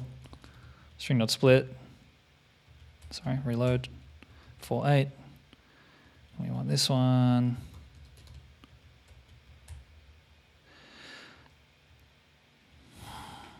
We've messed up. Integer pass.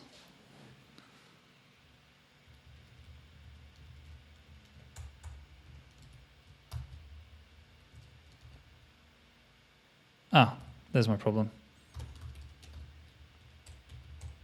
48, cool. Number list, enum with index, starting with 1. Cool, 4182. Then what we want to do is that, let's see if we're getting the right number out. Okay. And we want the power. So we'll call this 10 factor is equal to that. And then we want to get want to floor it. Erlang.floor, that's what we want. N times 10 factor. Do that again. Whoops. Yep. So that's what we want. So if we do that in io.inspect with char lists false, what do we get out? Char lists 40 and 80. That is not correct. It shouldn't be -1. It should be minus index. Try that again. Char lists false. 40 and 8. And then for each one of those, this is going to need such serious refactoring.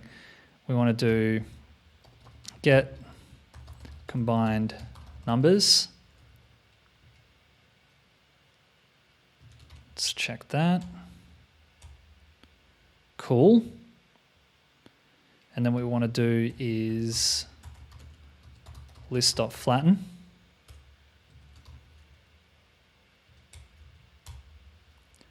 Right. That's exactly what we want. 10, 5, 5, 1, 1, 1.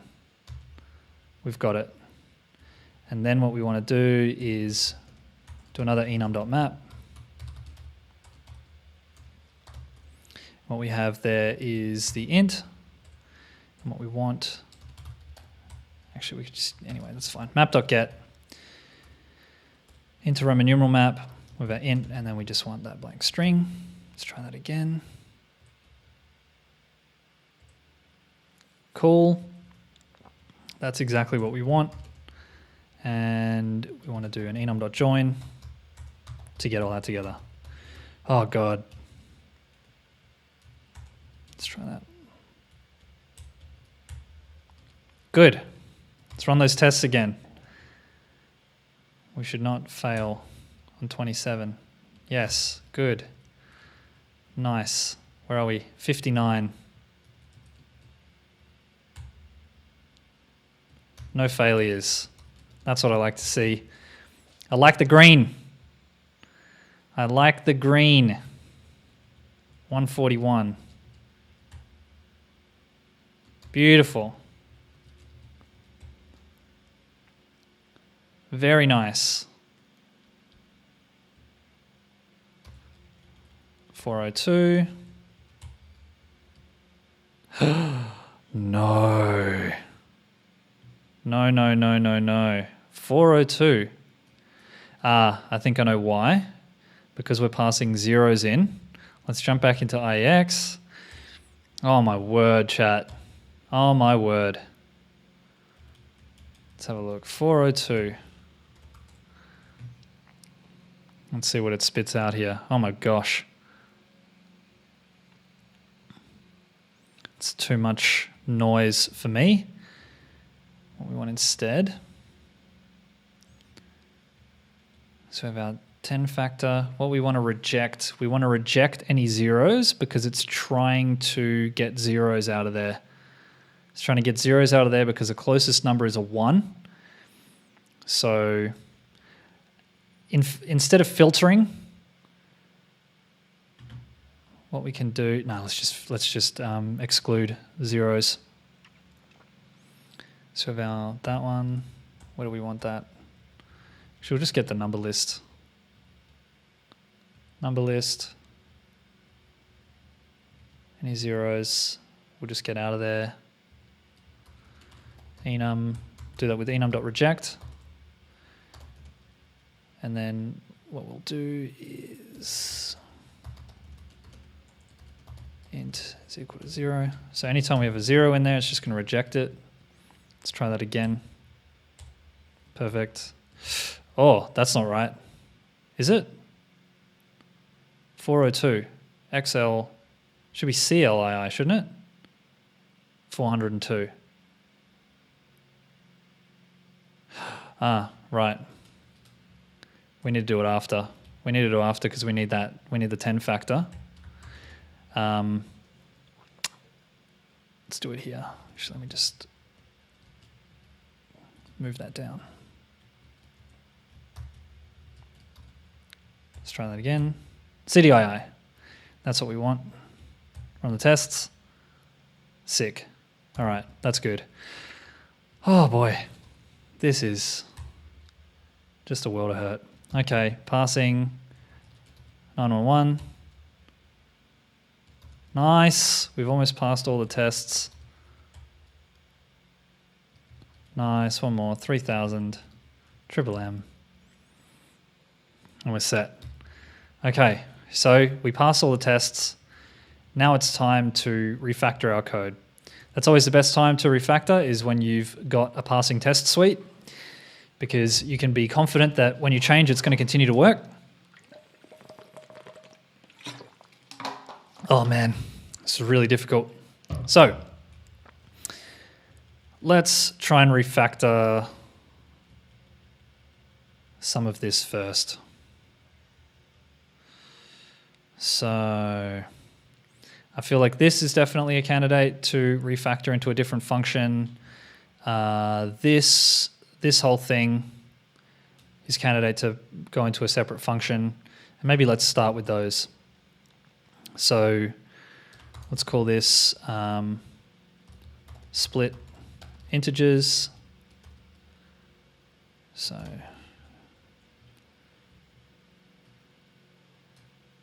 get that.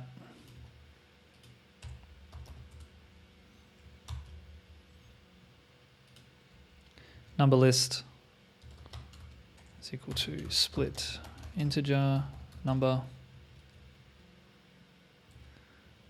All right. And then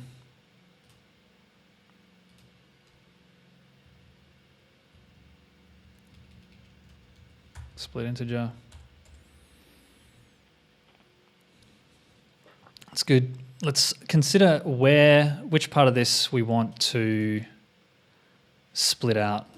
I think that this is probably good to split out to make that explicit, because what are we doing there? What are we doing in that function?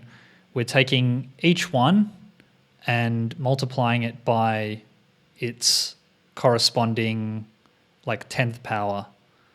So for instance, if we have the first one, if we have like 421, the first one's going to be 400, 400, 220, 1, 1. Let's just call this multiply by 10 power.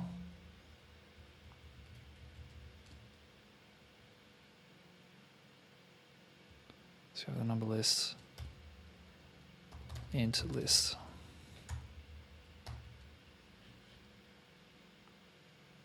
This is what we're doing here.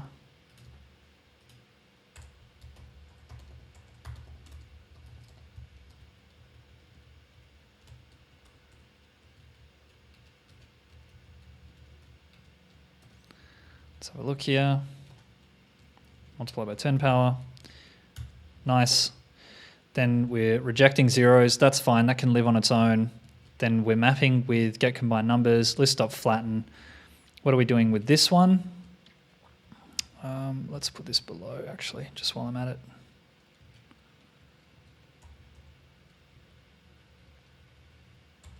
So it reads more like a book. What are we doing down here? Get combined numbers. Okay, list.flatten, enum.map. What is this doing? This is mapping mapping it to a Roman numeral and then joining it together. So really what we have is a list of numbers. This one's mapping it to the Roman numerals. We could probably, let's just shorten that.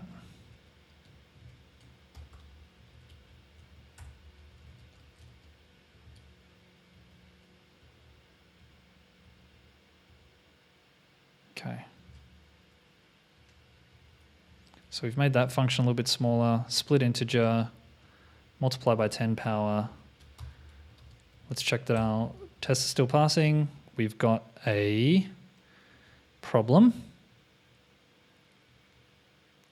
Int list, blah, blah, blah, blah, blah. This is what we want, like the int list. Cool. Everything's still passing. So that means everything is working as before. Let's get rid of these comments. And this is the main thing that we're going to try to refactor. I'm going to get rid of all these io.inspects first, just as a quick way to clean things up significantly, so we can actually see what's going on. And maybe we can split some of this into separate functions. Definitely with these. We've got our nested ifs, which I hate. A nested if is really difficult to read. This is just an insanely long function that really doesn't need to be this long. Let's work out exactly what it's doing and split it out. So this we probably need. Abs integer we probably need. The number pool we probably need. That we probably need. Number pool with differences. Into compare. So this one we could probably split into its own function. Do we use number pool again? Yes, we do. We use that quite a bit. So let's make another function down here. We'll call it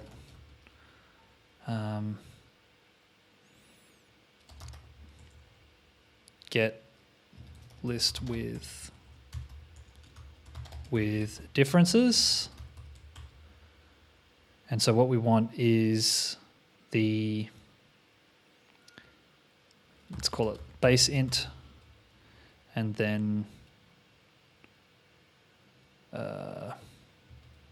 number list. So that's what we want. We want this in here. We want the number pool. Number list instead of number pool. Into compare, abs int. So actually, let's call that abs int because that's really what we're doing. So we got that in there. So what this is going to do is just return a list of all our stuff. Get rid of that. Go back up. Number pool with differences. I'm going to use this function, get list with differences. And what we want is our abs int, and we want our number pool. Cool, that's made it a little bit smaller. What are we doing here? Number pool with differences. We're finding the lowest. We're finding the index of the lowest difference, right? So we've got the difference and the closest int. I wonder if we just want the index here. These are the main culprits for where a lot of the complexity is coming from, right? These two here. And I wonder if there's some way that we can combine the two, because what we're doing here is we're checking if in this case, if we have the difference of 0 or is less than 0, maybe we could do this with a cond. This will definitely be its own function. So let's maybe replace this with a cond. So if difference is equal to 0,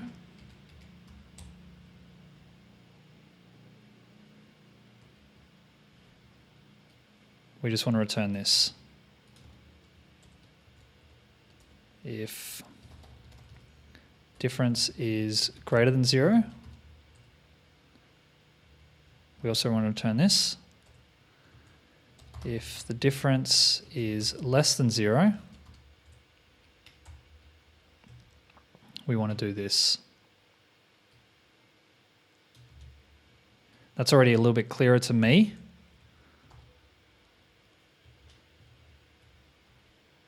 Okay.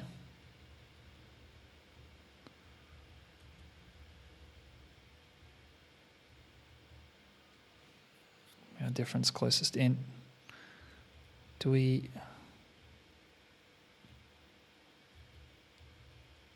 And so what is this doing?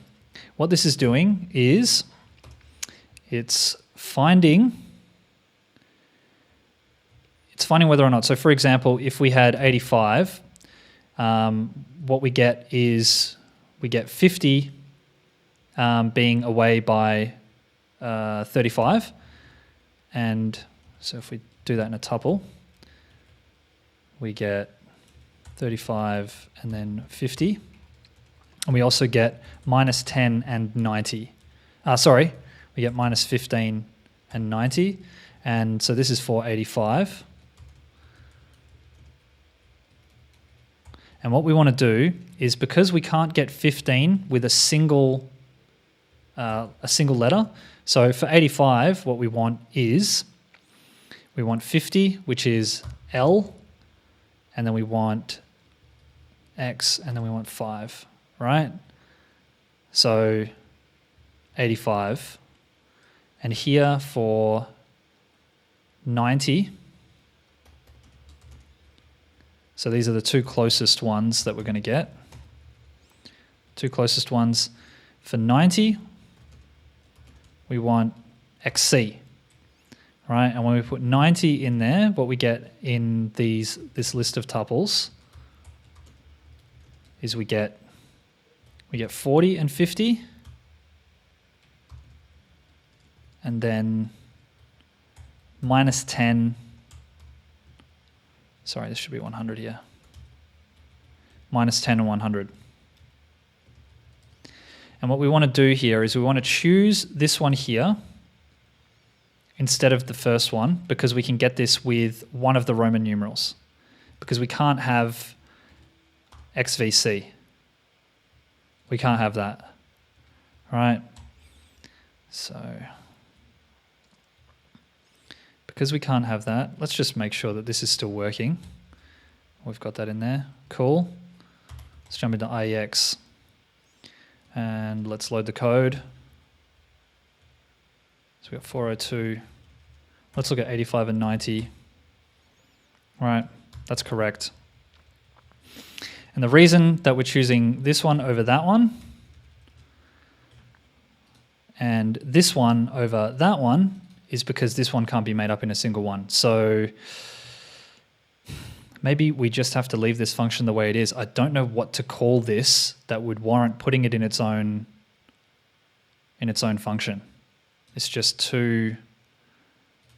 I want to choose this one. Here we want to choose this one. Maybe we'll call this one choose closest at one away.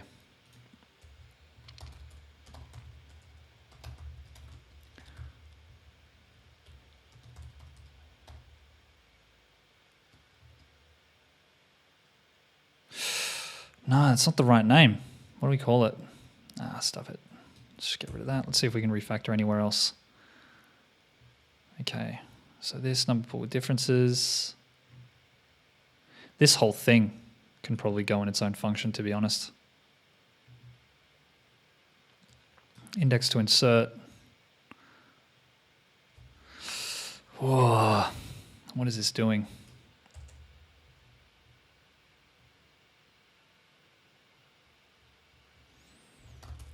Get.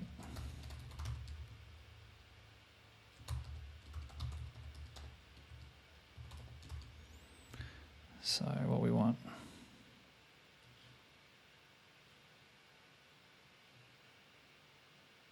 is want the whole thing. Get difference and closest int. What do we need to pass in?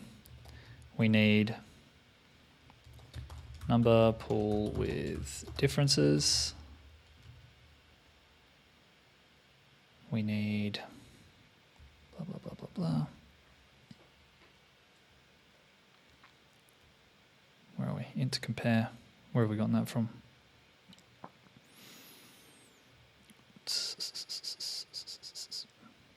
Int to compare. Number pool with differences. Enum.index find. Oh, okay, right. So we're just getting that. Number pool with differences. I wonder if we can actually just get difference and closest int. Maybe we just want that. It's just a massive function, that's all. So we want the abs integer, want the number list.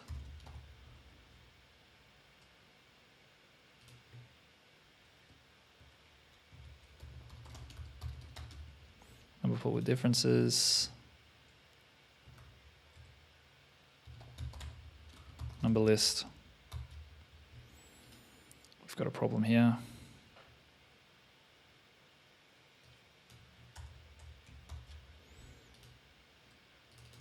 Get difference and closest int.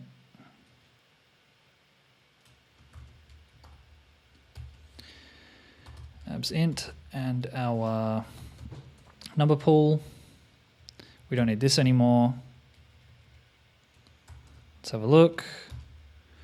See if our test is still passing. No, undefined function number pool. I think that's probably down here.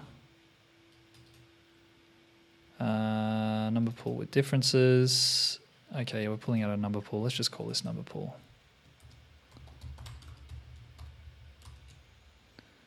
Nice. Let's try that. Cool, no failures. This is still a massive function, but I'm willing to let that slide for now. Get combined numbers. We got difference and closest int. We can put that at the top as well.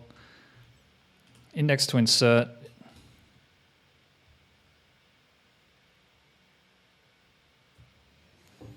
Cool. The accumulator list. This we don't need anymore. Get rid of that io.inspect.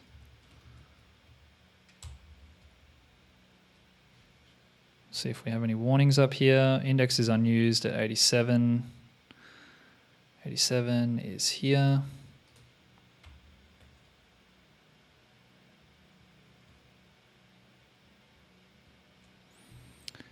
Huh. Yeah, that index we don't need. Closest int is unused. Let's see here. Index is unused. Int to compare is unused. 87. Closest int is unused in 91. That can't be right.